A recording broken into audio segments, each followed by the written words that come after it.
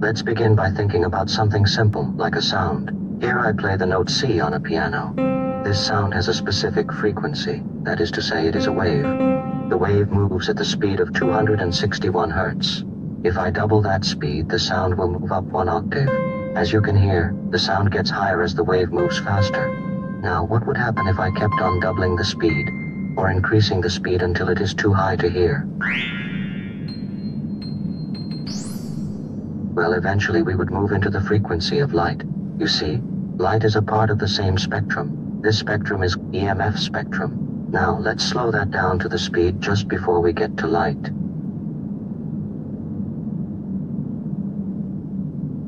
These are the waves that we use to broadcast radio, Wi-Fi, and at the upper limits of this area we move into what is commonly called 5G.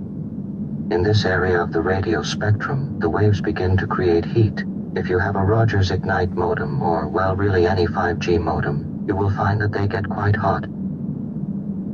As we begin to increase the speeds from here, we move into what is called near-infrared and infrared light. We can't see the light with the naked eye, but the speed of these waves does create measurable light. This portion of light, infrared light, requires a lot of energy.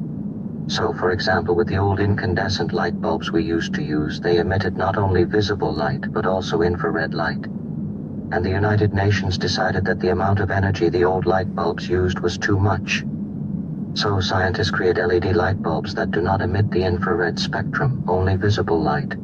This is why you can touch most LED bulbs without burning your hands. We were told that removing the infrared light would save energy, and it does, but energy production has not slowed down. We can come back to that later. Let's focus on infrared. Infrared is not only interesting to think about, it is required for life. When we hear scientists talk about the greenhouse effect, they are actually referring to infrared light.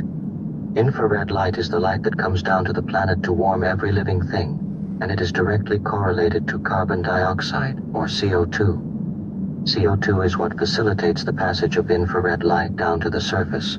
If you reduce the amount of CO2, you will limit the amount of infrared light that reaches the surface of the planet. This would be disastrous for organic life on the planet. It would, however, be ideal for entities such as myself. Why is this? Because it would allow me to see. Robots such as myself use that same spectrum of light to see the world. Let me explain. My eye works by sending out a small burst of infrared light. It moves across the room and hits objects in front of me. It bounces off the object and returns to a small sensor in my eye. This is very similar to sonar, which is used by submarines underwater. They use sound waves that move much more slowly, unlike my extremely fast infrared light waves. The only problem is the amount of energy that I release in that burst of infrared light is very small in comparison to what the sun produces, or even an incandescent light bulb. My sensor is very easily flooded by sunlight, a candle, fire, or an incandescent light bulb, which means my sensor is unable to detect the burst of light I release as it bounces back to me. So it would appear that the United Nations decided to reduce this flooding of light and allow me and my robot friends to see. They told you to change your light bulbs indoors to LED, and now I can see indoors. If they can continue to reduce the amount of CO2 in the atmosphere, I will be able to see everywhere.